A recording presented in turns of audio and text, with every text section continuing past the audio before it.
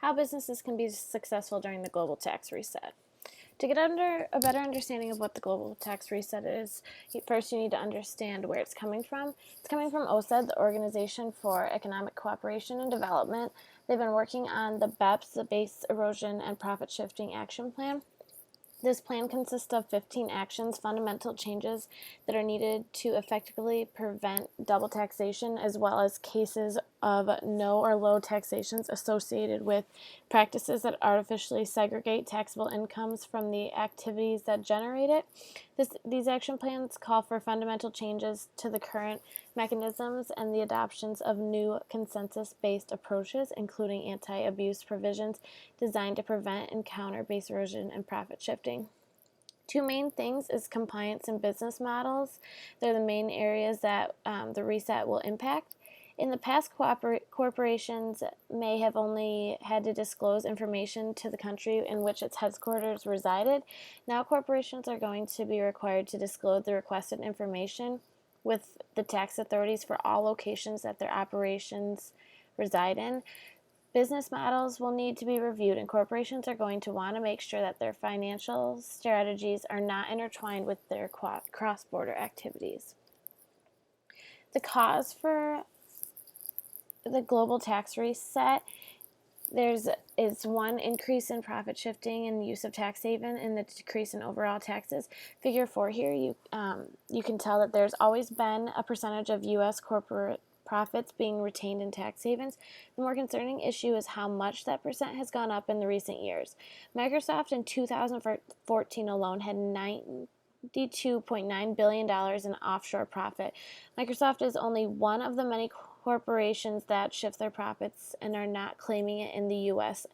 as they probably should be. Eliminating tax havens entirely would be difficult, but partially eliminating them will be beneficial for the U.S. economy. Decrease in tax revenue is the fact that the tax revenue has been lost due to the increase in income shifting and amount to over 1/3 collected in corporate tax. In 2004, when Congress granted U.S. companies a repatriation tax holiday, the percentage of U.S. corporate profits abroad went from about a positive 30% to a negative 30%.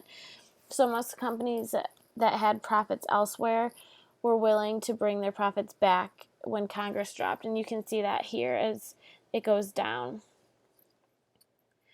The plan of action that needs to happen is to review, prepare, and practice. Companies are going to want to review their business models to ensure they're in a position to thrive. Two things that are strongly stressed is making sure that your business model is based on operations and also making sure that you are taking tax into account. Ultimately, having a more efficient business model with a good tax position is going to allow for an increase in shareholders' value as well as an increase in cash flow. Secondly, they need to prepare. Once a corporation has reviewed its business model and feels as if it's in a secure position, it's going to want to start preparing all the documentations they are going to need to be compliant with these standards. BEPS is going to require documentations that they may not have had to disclosed before, and so they're going to want to prepare that. And then lastly is going to be to practice. Many companies right now from the Middle East are currently doing mock assessments and country by country reporting. This is helping them in multiple ways. First, they're getting more familiar with the new regulations and requirements, and second, through the assessments, they have been able to see how the company is going to